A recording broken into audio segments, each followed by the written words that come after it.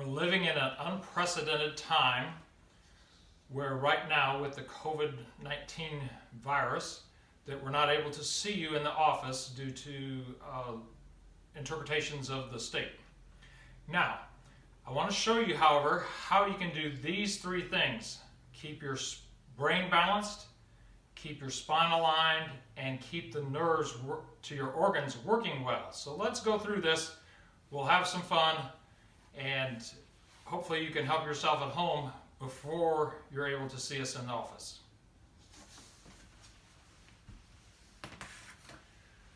So we believe that the brain sets the tone for the muscles along the spine, and that if we don't make sure the brain is balanced first, it's going to be far less effective to deal with individual areas of the spine.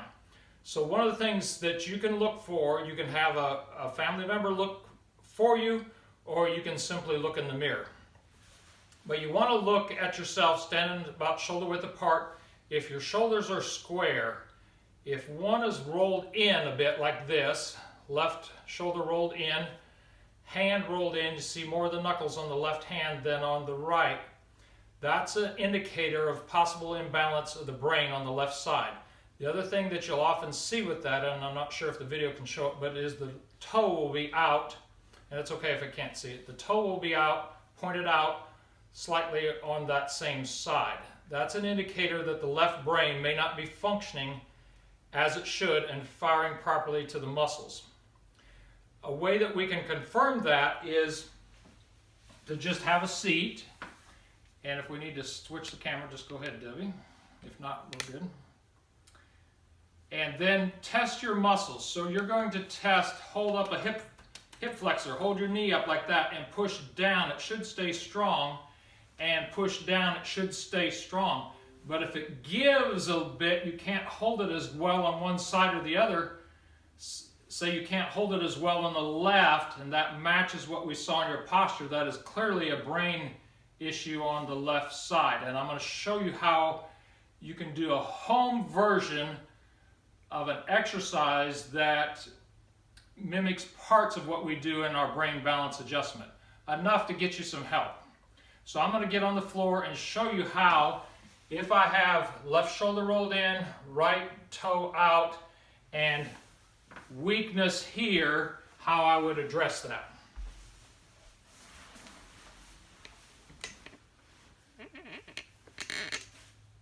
Are we good, Debbie?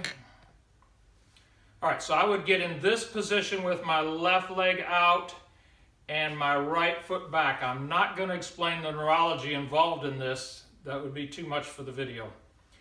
But I'm going to stretch some, whatever I can, out over that leg so I feel stretch in my hamstring. And then I'm going to stretch some back here so I feel stretch at my knee. Then I'm going to take my left hand and I'm going to stretch my fingers back like this, each finger individually. Then I'm going to stretch them and bring the wrist into play and stretch back. Each finger individually, bring the fingers into play, stretch the wrist back. Then I'm going to take that hand and keep it like that, and then I'm just going to stretch it here on the inside of the elbow like that. Now on the right hand, I'm going to go the opposite. I'm going to take my fingers and I'm going to stretch them into a flexion position. I'm going to take the whole wrist and stretch it into a flexion position. Then I'm going to keep my hand like that and I'm going to come out here and stretch. So fingers into a flex position, wrist into a flex position, and stretch like that. That should get neurologically the right information to this left side of the brain so it can work stronger. The way that you can verify if you've helped yourself there is that when you push down here like this, you should feel stronger. It should feel more solid. And then you've made a difference in balancing your brain. And left brain deficiencies or weaknesses tend more toward depression. There's going to be a lot of people that feel that right now because of all the things going on in the world and all the stresses currently. Now, right brain issues lend more toward anxiety. So I'm going to show you what that looks like and how to deal with it. So with a right brain issue, right shoulder is going to be rolled in. Hands, you'll see more of the knuckles on the right side. You'll see the right toe out. So shoulder rolled in, hand rolled in, toe out. And then when we have a seat and push here, you will feel some weakness. It won't be quite as strong as it is on the other side. You got to compare them, but this one won't be quite as strong. It'll have a little give. So the way that I would address that is this. Again, I'm getting in this position. I'm going to stretch out over my hip here to feel some stretch in my hamstrings. Just a couple short stretches. I'm going to stretch back, lean back, feel it at my knee. Then I'm going to take my right hand. I'm going to stretch back. And then I'm going to take all the fingers, bring the wrist into play, and stretch back. I'm going to keep my hand in that position, and then I'm going to stretch it here on the inside of my elbow. So again, stretch each finger, stretch them with the wrist, keep the hand in that position, stretch at the elbow. Then on the other side, I'm going to reverse it. I'm going to pull back like that. It's not important that the knuckles pop. Might happen to pop at that moment. You're just stretching muscles. Stretch here, stretch at the wrist, then come in from the outside of the elbow and get it to move from the outside elbow. So that's how I would address right brain deficiency. If I've made progress on that, when I come up here, I'll be stronger. You'll feel the difference here when you push down. If you're having an issue with problems right down the center and you have balanced your left and right brain and still feel some things going on, the brain may not be totally connected to the core muscles. I think, but I don't know for sure, you may be able to find that by reaching across and testing and feeling some weakness. But either way, you can come in right above your pubic bone, you can pull up, and then you can bend forward. That lifts the bladder, and the bladder meridian runs all along the spine. That lifts the bladder, and then you can move your hands around to any areas that feel tight and come in there like that. That will help release any discs from the front. And there can be more to this maneuver, but that's enough for the video. That should help get the brain more connected to the center part of the body. Now, as far as individual spinal segments, so that was brain balance. We're going to talk about keeping your spine aligned, but I wanted to show that first because that's a critical piece of the pie. So when we want to get the individual areas of the spine aligned, we first want to square the pelvis away. To square the pelvis, I'm going to put my hands between my knees and I'm going to squeeze tight as I can for just a few seconds. I'm going to let it relax. I'm going to do that again, and I'm going to do that about 3 times. That works the muscles in the pelvis so your pelvis gets squared and balanced. Then I'm going to take some pressure off the discs in my back, so basically decompress my spine. So I'm going to put my hands down beside me with my knuckles down, and I'm going to push that down, and so I'm basically bearing weight by my hands and not by my spine. So I'm going to hold that however it's comfortable, 10 seconds, 20 seconds or so.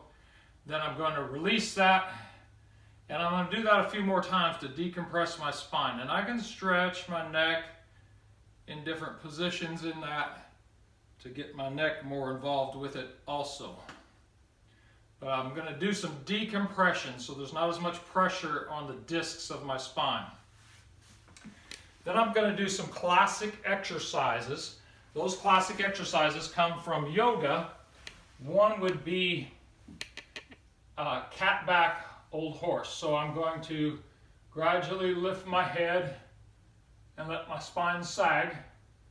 And then I'm going to gradually drop my head and arch my back. And if there's a particular area of my spine that's giving me some trouble, then I'm going to really focus on that area. If it's my fifth lumbar, I'm going to really focus on that area.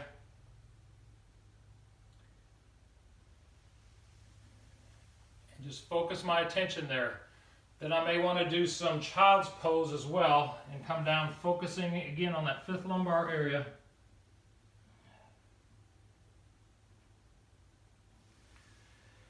And stretch into flexion like that. If you're limber enough and want to take it a little further, you can do, and I almost need my socks off for this, but you can do the down dog. And you can do the up dog positions to stretch, but that's not necessary, and I would only do that if I'm more flexible. If you're having a particular pain issue, you do want to find a position of comfort. So if I'm laying on my stomach and the position of comfort is here, that's where I want to hang out, because that's going to relieve pressure on my spine and relieve pressure on my nervous system. If that pressure is here, I want to hang out here. If that pressure happens to be in flexion like this, then I want to hang out here. So wherever I'm getting relief, I want to hang out for a while and stretch my spine into that. Those are the key issues. I want to see if I have anything else to cover here for you on that part.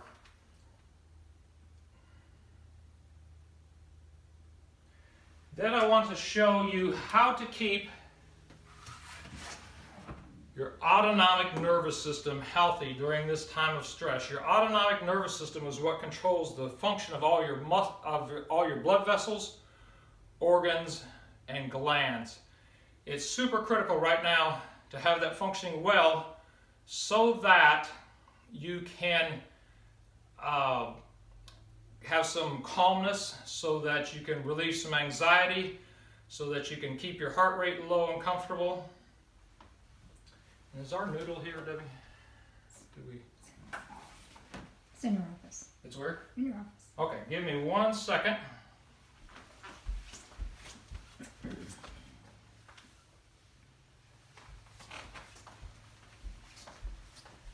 And we pretty much run videos from start to finish and do our best with it. So what I'm going to show you now is the hummingbird exercise. When we are in fight or flight, we are postured like this, and we're bouncing on our toes to run, or we're bouncing on our toes to fight. So we have to reverse all of that. Fight or flight nervous system is shown in yellow here, and that prepares our body to fight or to flee by putting blood out to the muscles. It takes it away from the gut, it speeds the heart, it increases blood pressure, etc. So it's part of the stress response. So we need to counter that, and we do that with an exercise called the hummingbird exercise. So I'm going to get my toes up on something to counter this part of bouncing on the toes. I'm going to go into full extension to counter the flexion component. I'm going to tighten the pelvic floor to get these parasympathetic nerves involved here, and then I'm going to vocalize to get the vagus nerve involved here. So it will look like this, and it looks silly, but very effective. We have people that lower their blood pressure with this. We have people that calm their anxiety with this. We have people that improve before they ever see me for their first session of treatment. So I know that this is a powerful exercise. So I'm going to put my feet on a pool noodle. I can put them on books or something like that, but it's inexpensive. It's easy to get. So I'm going to go into full extension. Are we okay there, Debbie? Or should I move back? I'm going to put my toes up on something. I'm going to go into full extension. I'm going to tighten my pelvic floor like a Kegel exercise, and then I'm going to vocalize like nonk, nonk, nonk, nonk, nonk. That gets my throat moving, gets vocalization so the vagus nerve fires. So nunk, nunk, nunk, nunk, nunk, nunk, nunk. And I'm going to do that for up to a minute. Now I can come out of that posture. I can do it for 15 seconds. Relax a second, go back in. I can change words. I can go young, young, young, young, young. I can go through the alphabet. But everything, toes up, everything into extension. Tighten the pelvic floor and vocalize. And that will keep your autonomic nervous system healthy during this time of extra stress. When we're able to return to the office, we love to have you come see us so that we can help you out and provide the kind of care that have had people traveling to our office from 21 different states in the last 2 years, and people literally driving 5 hours for one brain balance adjustment. So give us a call, or if you are taken care of by another chiropractor, give them a call as soon as they return. And we look forward to helping you live healthier and have a better quality of life, because this too shall pass in terms of this current stress. I'm Dr. Michael Winters, Winters Wellness, Chiropractic Redefined.